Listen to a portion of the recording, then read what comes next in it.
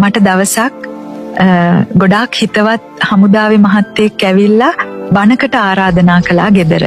ඇවිල්ලා කිව්වා මෙහෙණින් වහන්සේ අපේ ගෙදර බණ මෙහෙණින් වහන්සේම කියන්න ඕනේ. මම කිව්වා හා හොඳයි කියලා.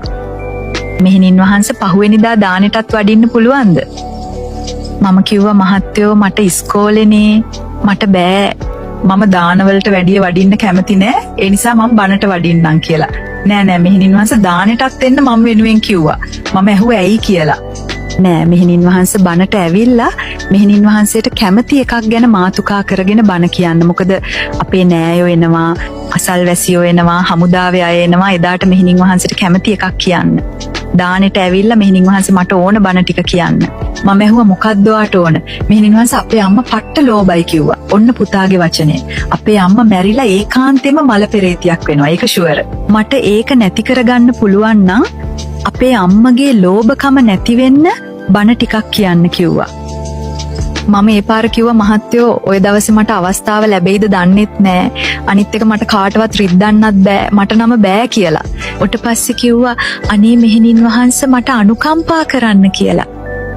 මම ඒ පාර හා කියලා කිව්වා.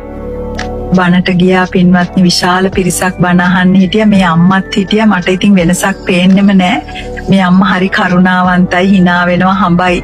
මම බණ ටික කියලා පන්සලට වැඩියා. පහුවෙනිදා දානෙටත් ගියා.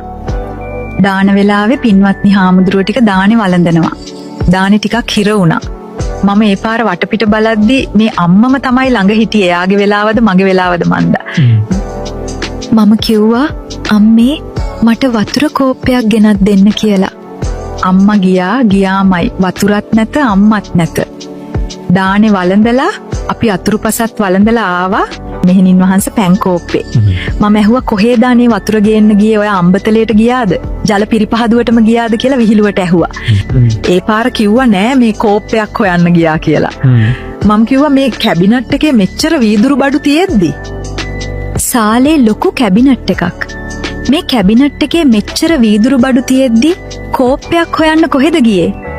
ඒ පාර මෙයා මගේ කනටම ලං කරලා කියනවා අපේ මහත්තයා ඩුබායි ගිහින් එද්දි ගෙනාපු බඩු වගේක් මේ බාට. දැන් අවුරුදු 25කටත් වැඩි මම S2 වගේ පරිස්සම් කරනවා. වතුර ටිකක්වත් බොන්නේ නැහැ කිව්වා. මිනිහා මැරිලා අවුරුදු 17 පින්කම තාම මැණිකක් රකින්නා රජින්දා කිව්වා වගේ අර භාජන ටික රකින්නවා. දැන් මට තේරුණා පුතා කියපු කතාව ඇත්ත කියලා. හිතන්නකෝ අපිට එහෙමනම් ගෙදර මිනිස්සුන්ට කොහොම ඇද්ද? කොහොම හරි කැරකිලා නායක හාමුදුරුවෝ කිව්වා එහෙනම් මෙහෙණින් වහන්සේ